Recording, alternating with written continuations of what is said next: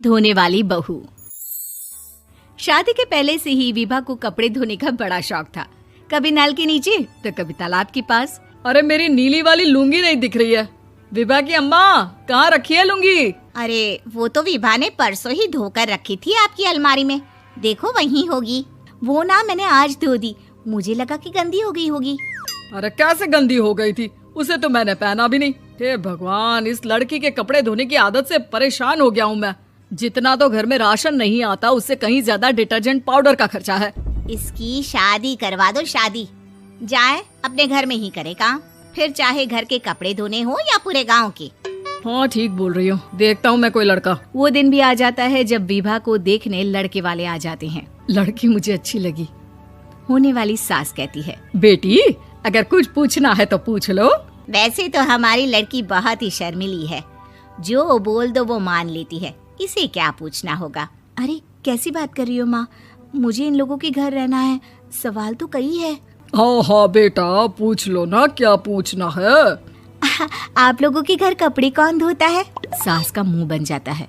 देखो, अगर तुम ये कहना चाहती हो कि तुम्हें कपड़े धोने नहीं आते तो सुन लो, कपड़े मैं ही धोती हूँ, लेकिन तुम्हारे आ जाने के बाद मैं रुमाल तक नहीं धोऊंगी। अरे चुप रहना भाग्यवान, बहू बेचारी घर आई नहीं, उसे डराना शुरू कर दिया। वो क्या है ना बिटिया, अभी तक तो ये कल्लू की माँ ही धोती थी, लेकिन अब तुम्हारे पापा तो दहेज में वॉशिंग मशीन देंगे ही। तभी विभा की माँ बोल पड़ती है, सवाल भी पूछा तो क्या। वैसे भाई साहब, मशीन की तो फिर भी कपड़े धोने की कैपेसिटी होती है। मतलब जो बिटिया दे रहे हैं ना विभा, इसे कपड़े धोने का बहुत शौक है। ये आप लोगों के क्या, आस पड़ोस गांव मोहल्ले सबके कपड़े धो दे और उफ तक ना करे। बाहर देखा नहीं आपने कितने कपड़े सूख रहे हैं? सब हमारी बिटिया ने ही तो धोए हैं। बस भी करो ना माँ, शर्म आ रही इतनी तारीफ सुनकर। और तो और एक दाग निकाल कर दिखाओ तो मान जाऊं। हाँ अच्छा, माफ करना बेटा, मैंने गलत समझा। हमें तो रिश्ता बहुत पसंद है। और ऐसे जुड़ जाता है रिश्ता कपड़े धोने का शौक रखने वाली विभा का। उसकी शादी हो जाती है कोयला फैक्ट्री में काम करने वाले कल्लू के साथ। शादी के बाद अचानक विभा चिल्लाती हुई सास के पास आती है। सासू माँ, अरे सासू माँ कहाँ है आप? ये तो धोखा है, धोखा दिया आप लोगों ने मुझे।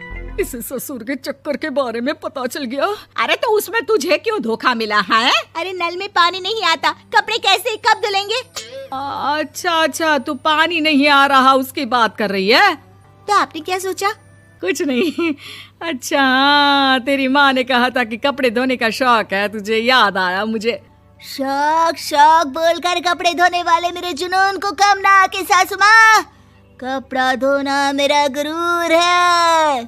तभी पति भी वहाँ आ जाता है। अभी मैंने इसे सनी देओल की फिल्म दिखाई है, उसी के डायलॉग मार रही है माँ। अच्छा सुन, साफ साफ बता रही हूँ, पानी सुबह 4 से 6 और शाम को 10 से 12 आता है, समझी? विभा टाइमिंग सुनकर हैरान हो जाती है। ये क्या भूतों का मोहल्ला है? सुबह 4 बजे उठकर कौन कपड़े धोता है? 4 बजे टंकी में पानी जाता है, फिर सारा दिन धोना ना, किसने मना किया? अरे कैसी बात कर रही हैं? 200 लीटर की टंकी में कितने कपड़े धो लूंगी मैं? सुबह ही उठ जाऊंगी मैं। अब क्या था, विभा सुबह 4 से लेकर रात के 12 बजे तक कपड़े ही धोती रहती। एक रोज सास पड़ोस से निकलकर कहीं जा रही होती है कि साथ वाली कहती है, हाँ कल्लू की माँ, जरा ये बताओ कि 2 साड़ी है, 2 ब्लाउज और एक पेटीकोट और एक नाड़े वाला लंबा कच्छा। हाँ तो? अरे तो क्या, कितना लोगी धुलाई ये बताओ। धोबन दिख रहे हैं हम क्या? हमारे पति सरकारी नौकरी से अभी रिटायर हुए हैं और बेटा सुपरवाइजर है कोयला फैक्ट्री में। धोबन समझ रखा है हमें? हाय रे कल्लू की अम्मा, माफ कर दो, वो तो मोहल्ले में यही सब बता रहे थे कि तुमने बहू को कपड़ा धुलवाने के काम में लगा दिया है। सास को पड़ोसन की बात सुनकर गुस्सा आ जाता है। वो घर पहुंचती है जहां घर के बाहर ही इतने सारे कपड़े सूख रहे होते हैं जितने कि किसी धोबन के घर पर। अरे ओ कल्लू की दुल्हन, बाहर निकल। माँ जी यहीं आ जाओ, बाथरूम में चादर धो रहे हैं हम। अरे अभी हम धोते हैं, तुमको बाहर निकलो। ये आस पड़ोस वाले बोल रहे हैं कि हम बहू से कपड़े धुलवा कर उसे कपड़ा धोने वाली बना दिए हैं। अरे छोड़ो ना माँ जी, किन लोगों की बातों में आती हो? आस पास के लोगों का तो काम ही होता है कि वो किसी तरह सास बहू को लड़ा दे। बहू सारे घर के कपड़े धोती है, ये क्या कम है? बोलिए। सास को भी लग जाता है कि वो बहू का ये सनकीपन नहीं छुड़वा सकती, इससे अच्छा है कि खुद ही चुप हो जाए।